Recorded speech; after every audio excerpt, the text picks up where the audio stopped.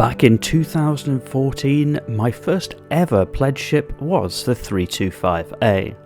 Whereas the other military combat ships at the time were made out to be rough and ready brawlers, here was this sleek, speedy but powerful option, and that's what first got me interested.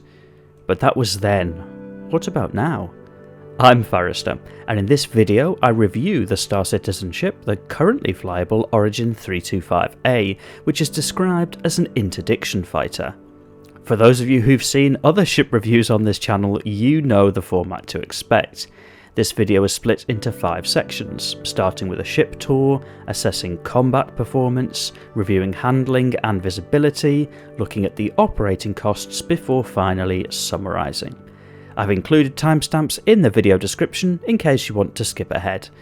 And if you're one of the 3/4 of people watching who isn't yet subscribed to the channel, you may choose to subscribe to be notified of future videos. Part 1. Ship Tour. And I start the tour by showcasing the small cargo ramp at the rear of the 325A. Moving further forward, entry to the ship is via a ladder on the left or port side near the front. The animation can be a little jarring at times. This takes you up into the body of the Origin Interceptor. At the front is the nice leather pilot's chair, and then looking to the rear there's the panoramic roof, a bed on the right or starboard side, some storage at the rear of the ship, and a small kitchenette on the port side.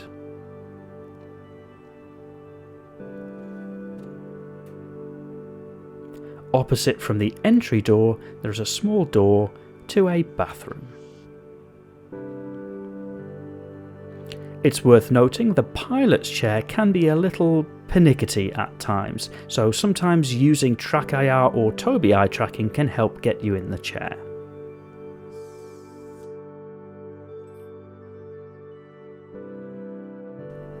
Part 2.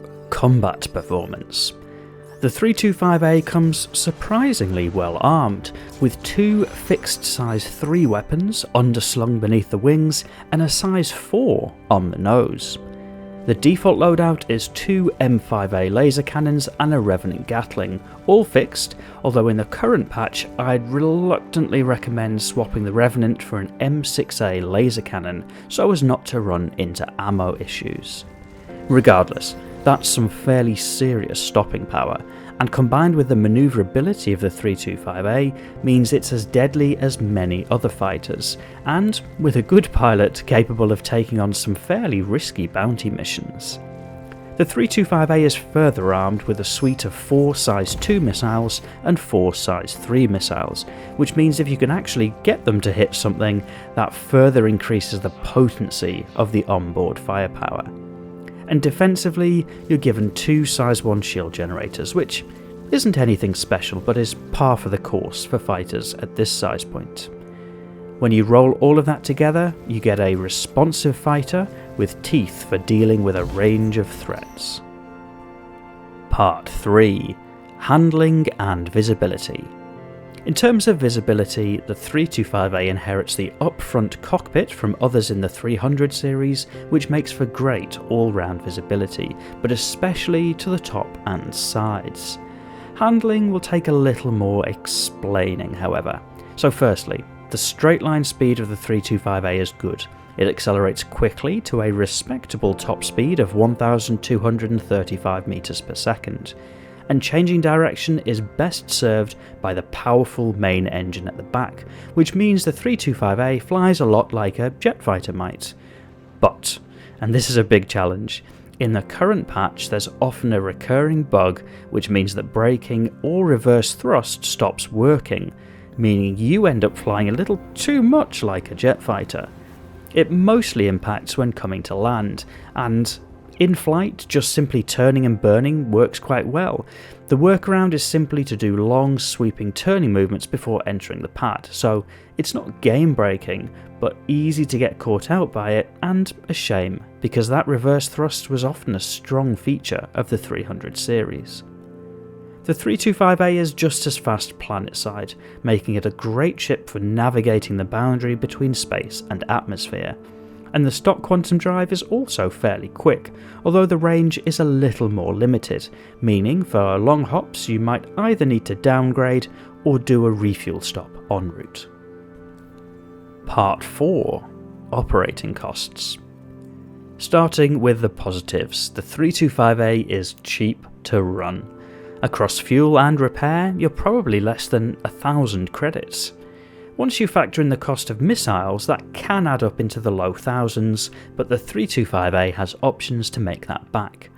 The natural choice is combat contracts.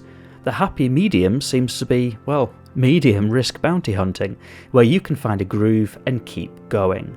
That said, the 325A in the hands of a skilled pilot is capable of pushing further up the food chain for those who are happy to take greater risk for greater reward.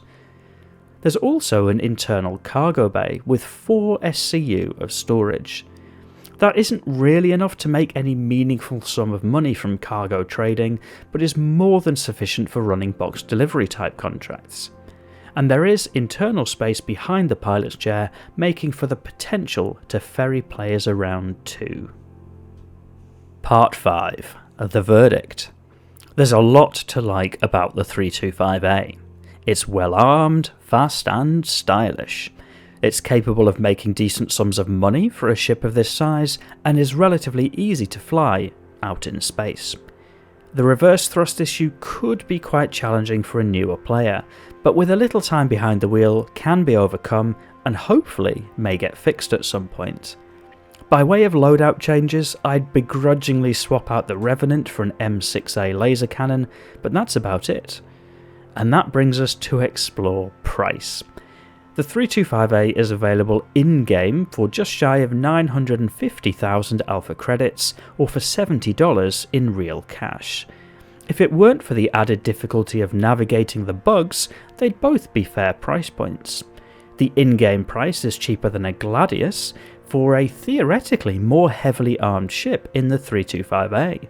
Not to mention the fact that the 325A also comes with an internal space, a mini cargo bay for your golf clubs, and a bed for logging out in, so potentially a lot of bang for your buck.